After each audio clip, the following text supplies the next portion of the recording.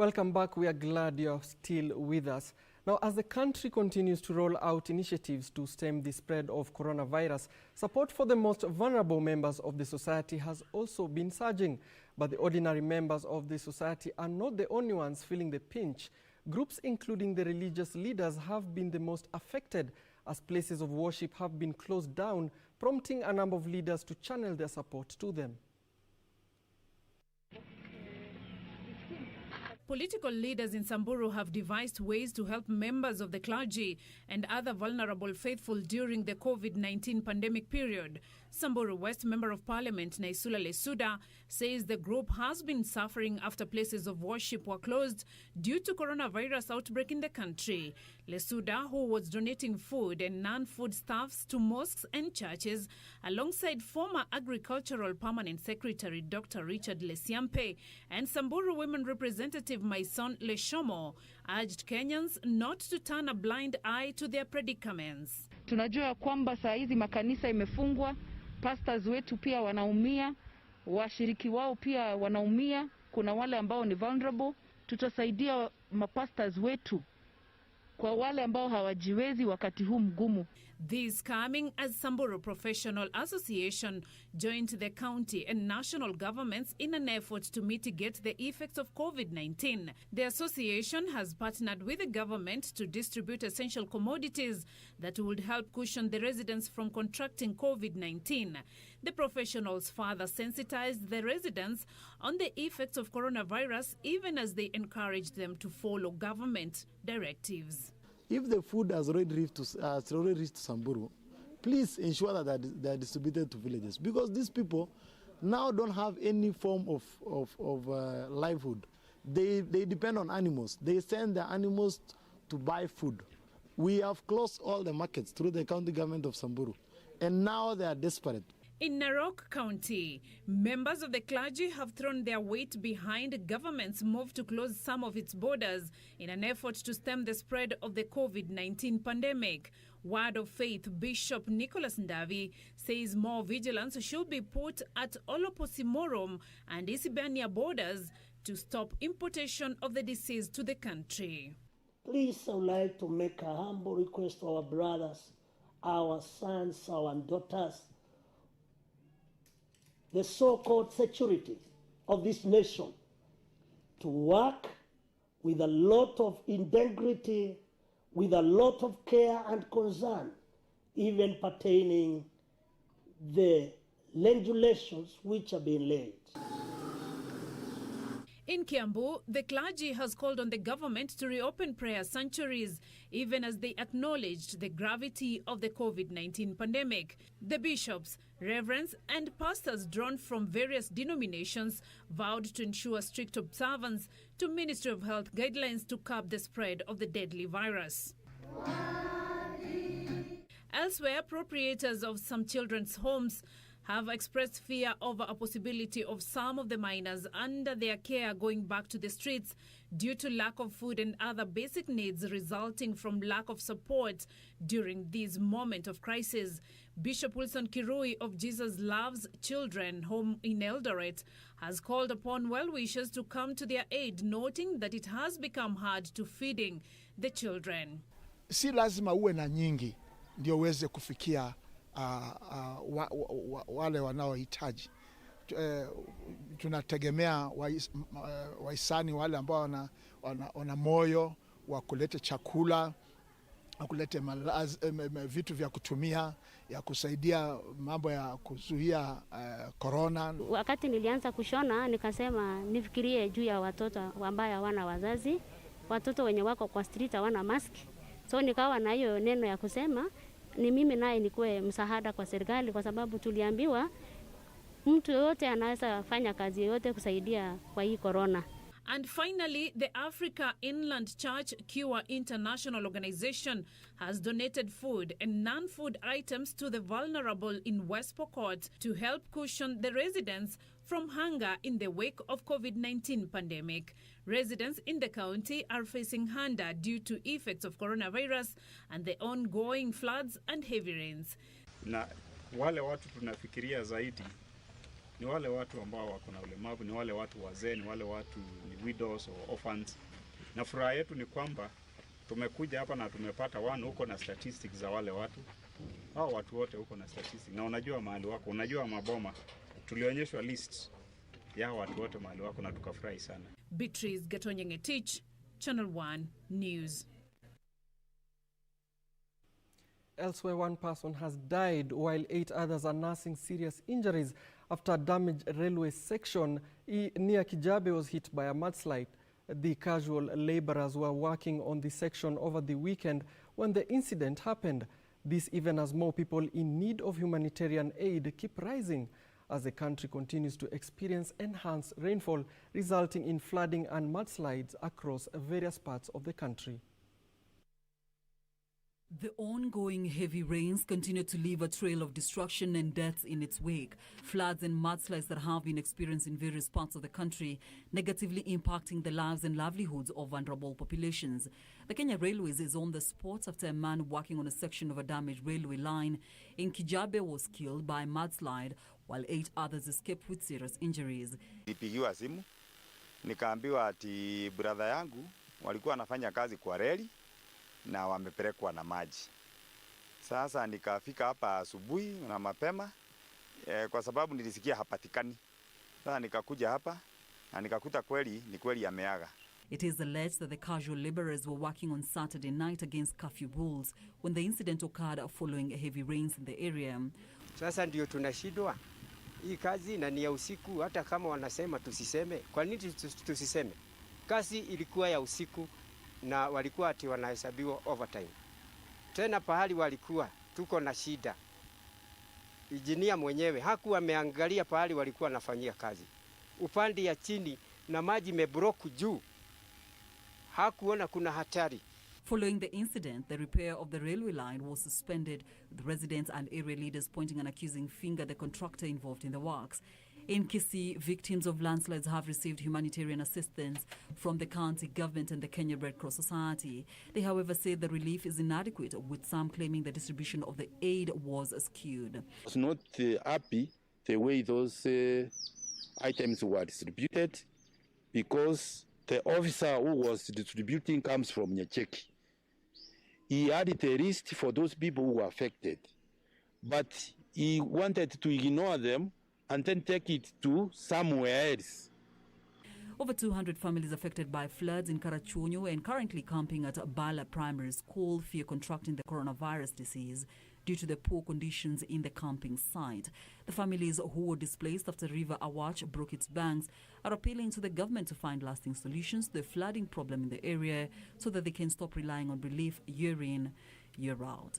Groups nyingi zimesimama hapa wamewapea chakula, wamewapea mavazi, wamewapea nguo, lakini sasa wakitoka hapa yenye itafuata next baada hatujaambiwa tutaenda wapi. And women groups from Soroptimist International Kenya have come together to assist flood victims as the number of those affected rose to over 10,000 households in Kakamega. Affected families received maize flour, rice, cooking oil and bar soaps. Their houses were submerged following the heavy downpour that has affected various counties across the country. Caroline Kamar reporting for Channel 1 Lunchtime News. Now, the newly installed Senate Majority Leader Samuel Pogisio says the nation will only actualize its development blueprint if all arms of government play their part. According to the West Pokot senator who spoke exclusively to Channel 1 days after he replaced his Elgeyo Marakwet counterpart Kipchumba Murkomen as leader of government business in the Senate, the disconnect between the executive and the legislature, coupled with divisions within the ruling party, has derailed government's program in the past. He, however, expressed confidence that his entry into the powerful position will henceforth reinvigorate a government agenda. Senate Majority Leader Senator Samuel Pogisio says his 2 years at the helm of government business in the House will propel government agenda, whose thrust has been heavily impacted by wrangles brought about by competing factions within the ruling Jubilee Party. The West Pokot senator claims although his entry was met with mixed reactions, his first agenda will be that of uniting the seemingly divided Senate to ensure smooth running of affairs in the House. That animosity has to kind of go down because we now need everybody to support this agenda. So I know the circumstances. I understand fully the politics behind it. But the fact that we are now there, that I'm already there now as leader, I can quickly work to make sure that that's not a permanent situation. You understand the politics of the time. The party or the coalition was divided. It's divided, and those who are not for this are beginning quickly to understand it was not for any reason, but just to make sure that the agenda of the government does not stall or does not seem to go run into headwinds because of politics. And so you understand, therefore, it was necessary. It had reached a point where it was really necessary to make a change in this office. He claims the pact between his party, KANU, and Jubilee Party was informed by the need to have the ruling party deliver its mandate seamlessly after camps emerged in the outfit, derailing President Uhuru Kenyatta's legacy. Now we have a president who is leading this country, and we want to give him support during his time. And then let the matters of 2022 come when it's time to do that. Once we've done the right legal framework, put it properly, for the country to take off to any direction, I think we should focus now on the things that the president has put ahead of us. And I think he has a very serious agenda, and we must really support that. And I'm asking all these people around him to please support the president complete his task and his legacy. And I think that is what we're going to see more as the Senate, as my agenda in the Senate, is to try and make sure everybody is possibly going to be on the side that supports the president's agenda. While pouring cold water to claims of politics of succession at play, Pogisio also refuted claims that the pact was part of KANU's 2022 game plan, claiming the Independence Party was only keen on supporting the president fulfill his agenda. So KANU comes in with the numbers, and other political parties are joining in with the numbers, because now, that's why we have to build this thing, until we have such a strong coalition, until we have healed all the wounds and have come back, we still have some people who are not yet very supportive, of their own coalition, and that's very, very difficult to understand, because it's your side of the government, and if you don't support it, it means you have never understood why you are really in that place. So you are in politics for something. I mean, you're not in politics for nothing. And again, I'm saying this: if my party chairman is given a chance to lead this country, he's up to the task. Gideon Moy is extremely qualified for the role. And whatever role it is, we will support him, and we will support his partnership with President Uhuru Kenyatta. Reporting for Channel 1 News, I'm Gladys Mungai. Elsewhere, the Kenya Medical Practitioners, Pharmacists and Dentists Union is crying foul over what it says was the withdrawal of the National Health Insurance Fund cover for its members. Union's chair Samuel Okoro says the move was unreasonable and its members contribute 1,700 shillings every month for the medical cover. The complaint coming as the union called on the national and governments to address a myriad of challenges facing its members, including salary delays, stagnation in promotions, poor working conditions, as well as a lack of quality and adequate protective gear.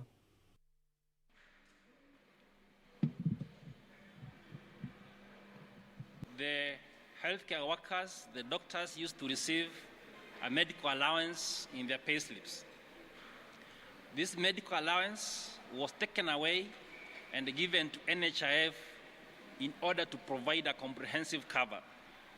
In addition to this, every month, every doctor is deducted an amount of 1,700 from their payslip, which as KMBDU, we want to urge the Minister of Public Service, Treasury, and the Minister of Health to quickly move in and address this matter. The challenges range from salary delays at the county levels. As we speak, several counties are yet to pay salaries for the doctors. The employment process has stalled.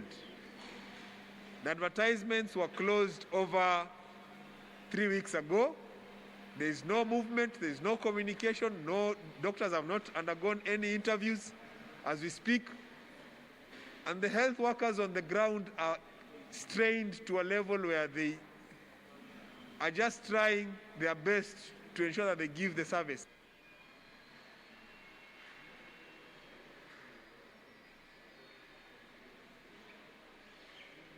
Says it has put in place additional measures to cushion Kenyans from contracting the COVID-19 disease.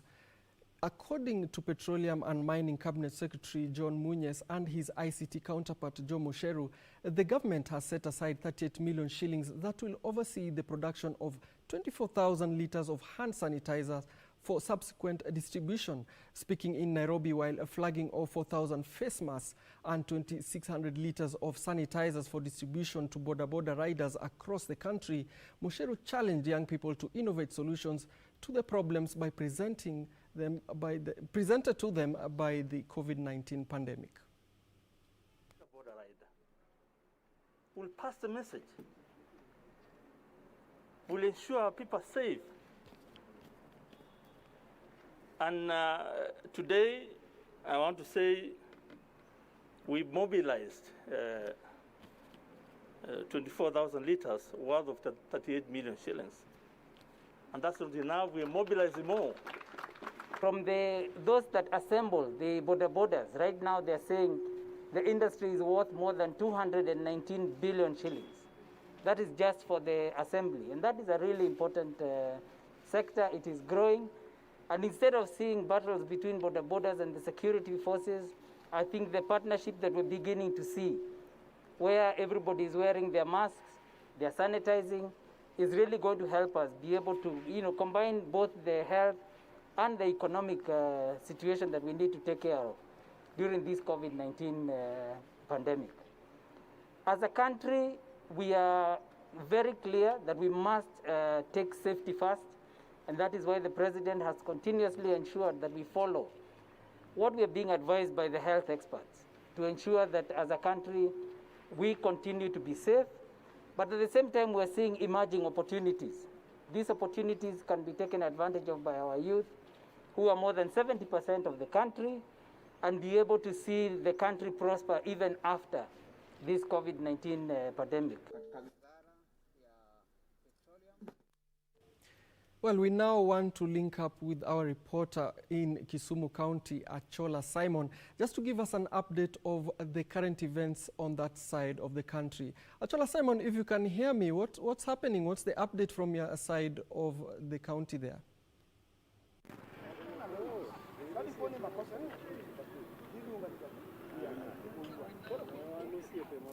Well, thank you very much, Alan. Now, mid last month, Kisumu County government gave out around 222 goats to various farmers and residents of this county, according to the governor of Kisumu County, Professor Peter Nyong'o, and the CEC of Agriculture at the time said that the move was meant first and foremost to improve the local breeds, that is amongst the 222 grade goats that are actually given out at the time. Half of them were actually male, and they said that part of the reason why they had actually acquired the male ones was to improve the local breeds, and of course the female were meant to ensure that they generate income for those who would benefit from the goats. And of course, other thing that was actually said at the point was that the county government had acquired about 100 kilograms of seeds of pasture and fodder that will actually be given to farmers across the county to ensure that indeed the goats are able to get food and be taken care of well. Well, the move at the time actually raised controversy. Of course, people raising questions about the price of the goats, but of course the county government came out strongly and defended the price of the goats, saying that these were actually grade cows, the grade goats, and there were every chance that indeed the goats would cost the amount that they were costing, which is about 22,000 for each and every goat. But as we speak today, Alan, what is happening is that the county government has started recalling some of the goats. They are saying that some of the members, some of the locals who are actually given the goats are not able to take care over the goats. So we actually gone out and sought the views of officials of the county government to actually expound on the reason as to why they are recalling some of these goats. And the person who is going to actually give us details of exactly why they are actually recalling some of these goats and why probably they gave out these goats to the locals, and knowing very well that most of them are not in a position to actually take care of the goats, is Alois Aguirre, who actually works in the office of the Governor Kisumu County, the Director of Communication. Welcome again. Thank you, Mr. Chola. Now, last month, the county government gave out at least 222 goats to various farmers in this county. Right now, we're being told that they're actually being recalled. What exactly is happening? Well, I think to use the term recall might not be quite it. So what is happening? The thing is, you know, as you're aware, agriculture is obviously, and agriculture, livestock and fisheries is one of the backbones of this economy. And look at what's been happening in the country and the county, where floods and this COVID-19 pandemic has really destroyed the economy. So what we are doing is we are creating food resilience by giving farmers opportunities to, you know, to be able to grow crops and livestock that can be able to help them post these pandemics and disasters. So now one of the strategies that we put in place was to give them goats, which are much easier to maintain and manage as opposed to dairy cows. And again, you look at the nutritional value of goat milk. This is one of the things that we look at to reduce under 5 mortality and also bring money into the pockets of the common person. Now, the government went through a very rigorous recruitment process of the farmers, and we went for farmer groups. We are trying to create strengthen cooperatives.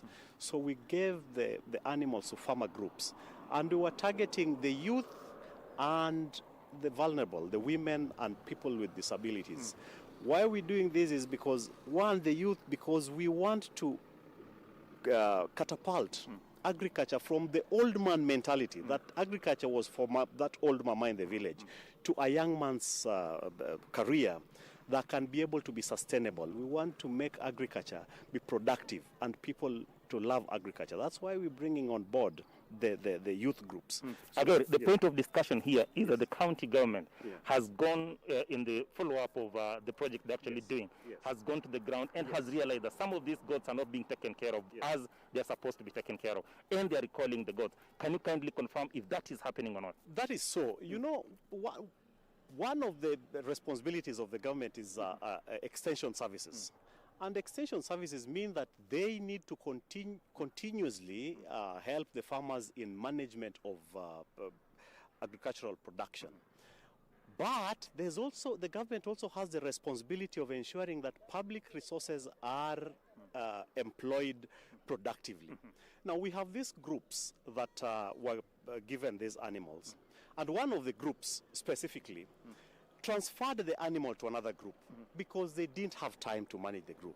And the group that was illegally given the animal was not registered with government and did not have the capacity, was not trained, they did not know how to handle this animal, so the animal was suffering. We were going to end up losing this animal.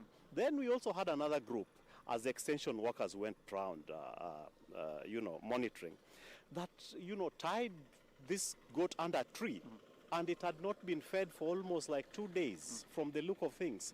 Would we want public resources to be wasted by people who claim that they don't have time?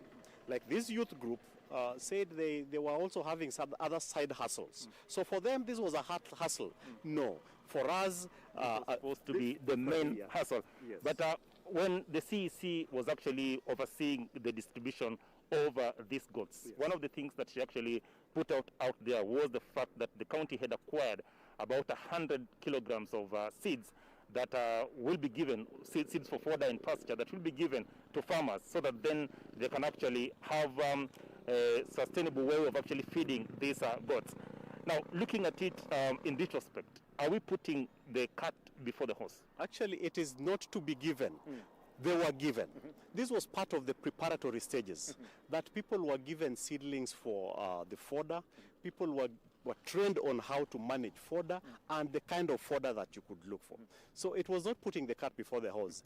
The preparatory stage of being given the 100 kgs of seedlings happened before they were given the animals. Yeah, this is a process that has been ongoing for almost 8 months now. Yes. Yeah. So far, how many of them have actually been recalled? And going forward, when are we seeing this program being nurtured into what the county had actually envisaged?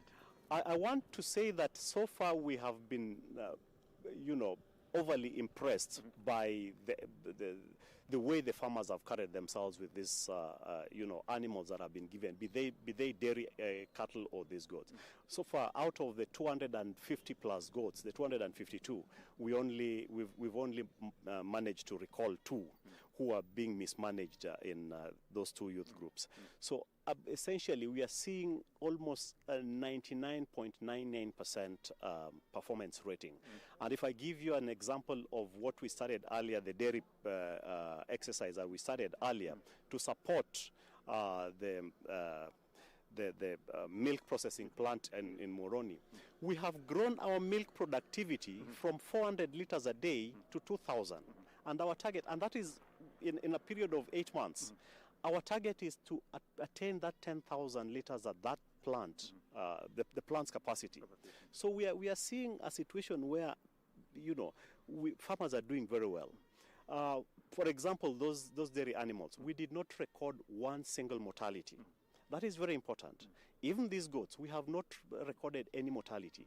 But we must not sit on our laurels and wait for mortalities. We must ensure that these seed animals change the atmosphere of livestock productivity in the region.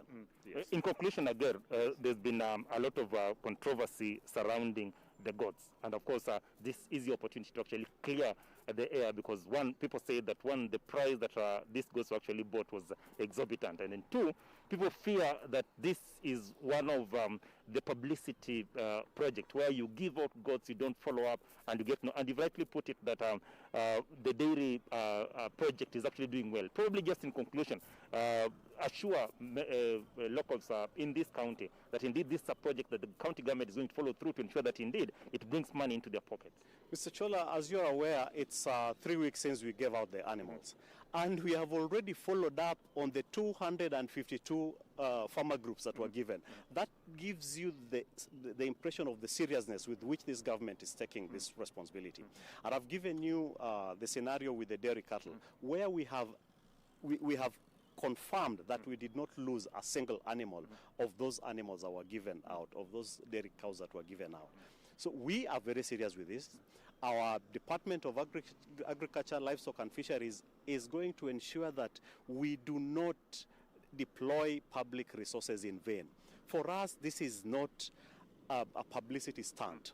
This is about food resilience and creating food security in this region. About the coast, Mr. Chola, these are dairy goats. The Dairy Board has set certain standards for dairy goats. And for dairy goats, you'll find the prices ranging from anywhere between 15,000 and 30,000. So we are right within the allowable limits. We did not expend monies in untoward manner. And, these are expenditures that I am sure the Auditor General, when he goes through the books, will really be proud of. Thank you very much again. Yeah. Of course, this is a discussion that we will continue to ensure that indeed this project achieves its target. Well, that is the Director of Communication in Kisumu County, Alois Aguirre, of course, expounding on the controversy that is surrounding the GOAT project that was actually initiated last month by the Kisumu County Governor, Professor Peter Nyong'o, just telling us that they have done due diligence to ensure that indeed the project achieves its target. Back to you, Alan. Thank you very much, Achola Simon, for that report. Achola, of course, giving us an update about the animal donations in Kisumu County that was meant to bring food resilience and safeguard against the pandemic COVID-19.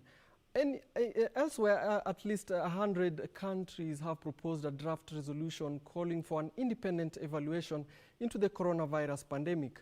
The resolutions will be presented to the World Health Organization during its 73rd World Health Assembly scheduled for today. At least 316,000 people have died from COVID-19, while 4.8 million infections have been confirmed in at least 213 countries and territories across the globe. The World Health Assembly is due to hold a key meeting as calls for an independent probe into the coronavirus pandemic grows. Australia says more than 100 countries, including 50 African nations and all European Union member states, have proposed a draft resolution calling for an independent evaluation into the pandemic, which will be presented to WHO. Meanwhile, more European countries relaxed lockdown measures on Monday as the continent's worst-hit countries appear to have passed their peaks. The United Kingdom, Italy and Spain all recorded their lowest death toll since March over the weekend. Most businesses in Italy, including bars and hairdressers, will be opening their doors for the first time in more than 2 months on Monday, while people living outside of Madrid and Barcelona in Spain will be free to meet in groups of 10. Belgium is to begin reopening primary and secondary school for selected year groups, small classes, with attendance being optional. Portugal, Greece, Denmark and Ireland are also easing their lockdown measures. Elsewhere, India has recorded its biggest single-day surge with 5,242 new cases of coronavirus and 157 deaths in the last 24 hours, taking the country's infection tally to more than 96,000, the highest in Asia. The country now has 3,029 reported fatalities due to the COVID-19. In the United States, nearly 1.5 million cases have been reported and the death toll is over 90,000. And pollution in areas of China has risen higher than last year after dropping considerably during its strict lockdown, according to a new study. South Korea has reported 15 new cases of the coronavirus, with signs the cluster centered around a Seoul clubbing district is slowing. There are now more than over 86,000 confirmed cases of coronavirus across the African continent, with the number of fatalities standing at 2,759. Globally, over 1.8 million people have recovered from the disease. For Channel 1 News, I am Emily K. Bade. Back locally, a family in Busia County is seeking justice after the mysterious death of their 19-year-old son 2 years ago. According to the deceased father, James Mushoki, the post-mortem report was not satisfactory and there was need for relevant authorities to intervene to ensure closure.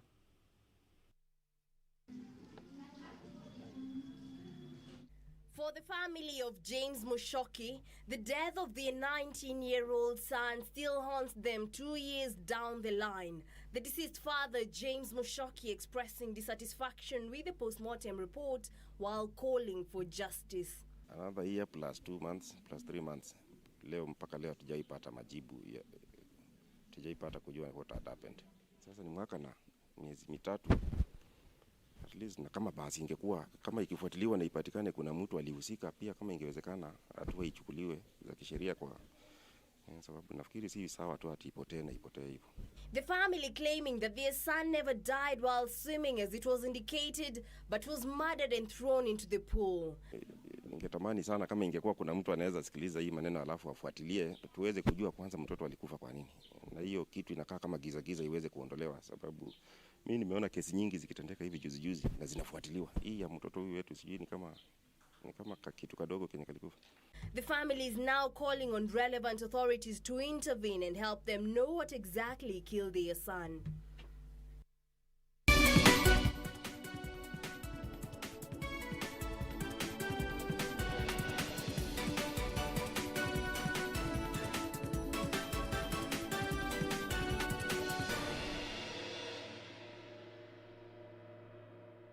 Time to transact now, and the Ministry of Agriculture has commenced distribution of 25 tons of potato seeds in 6 targeted counties in efforts aimed at scaling up production of certified potato seeds.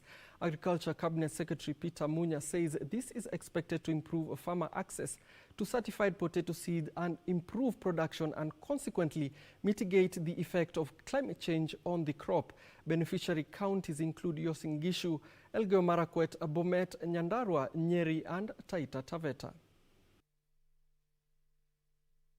Potato is the second most important crop after maize that is produced in at least 20 counties.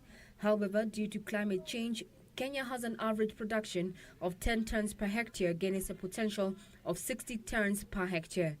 Further, COVID-19 prevalence is likely to exacerbate these effects by affecting labor supply on farming.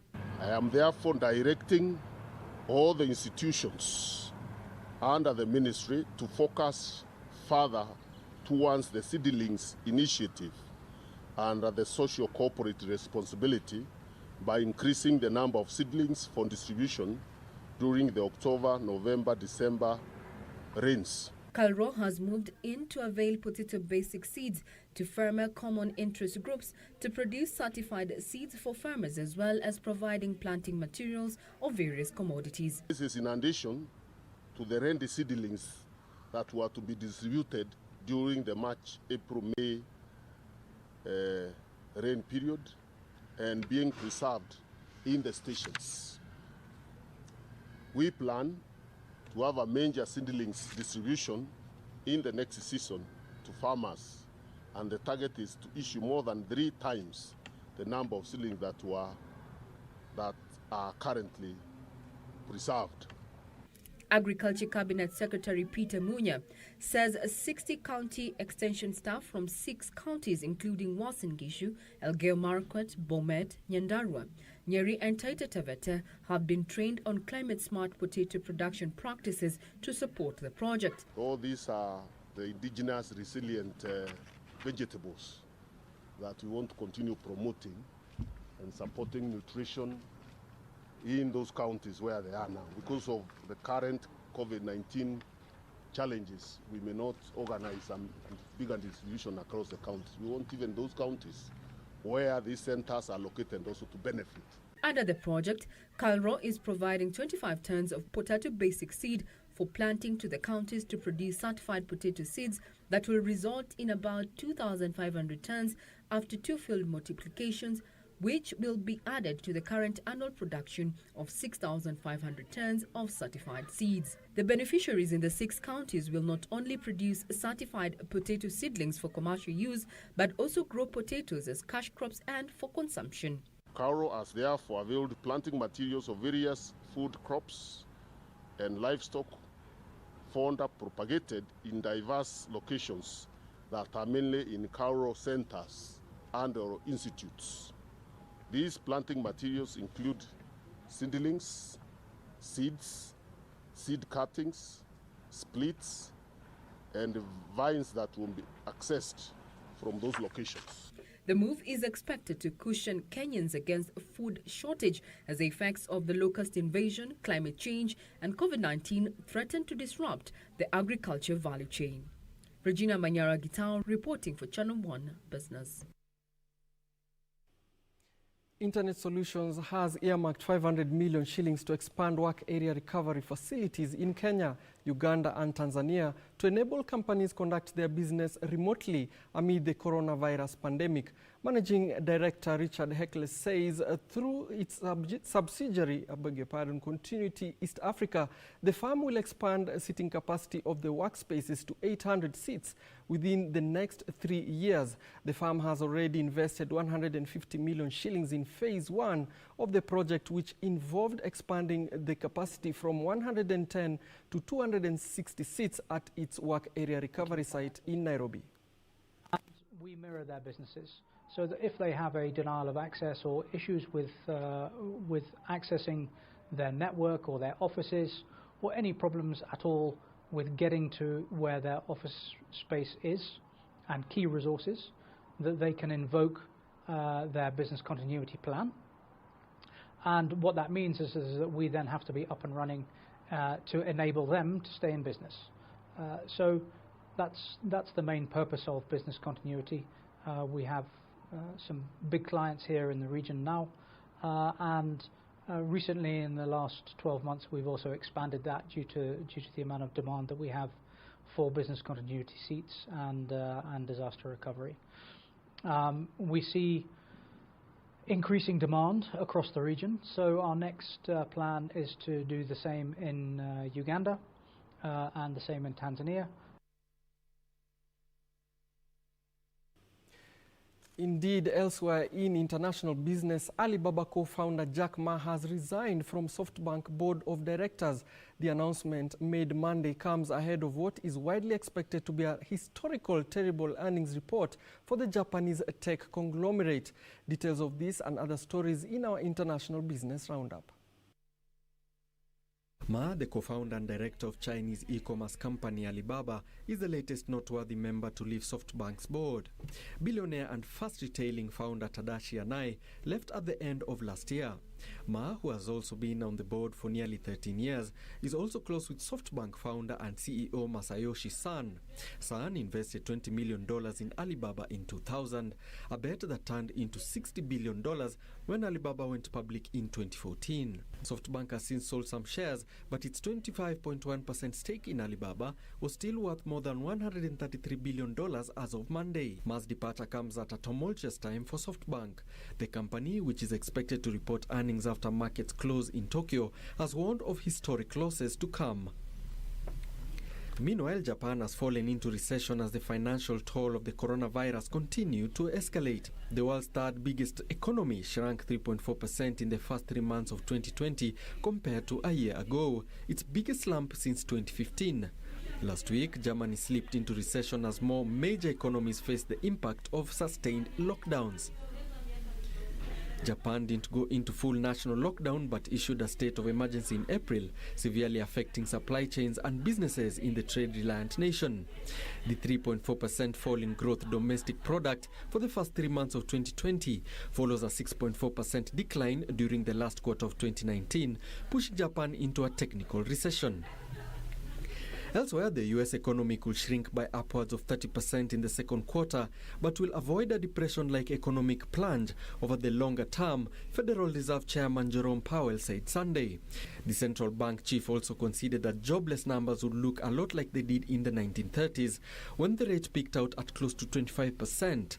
However, he added that the nature of the current distress, coupled with the dynamism of the U.S. and the strength of its financial system, should pave the way for a significant rebound. Among the factors that he said are different from the Depression era are an activist Federal Reserve and a Congress that already has passed close to $3 trillion in rescue funds and is contemplating another round. Powell said that the cause of this downturn is not an asset bubble or another associated more fundamental reason, but rather a self-induced economic freeze brought on by the efforts to combat the coronavirus.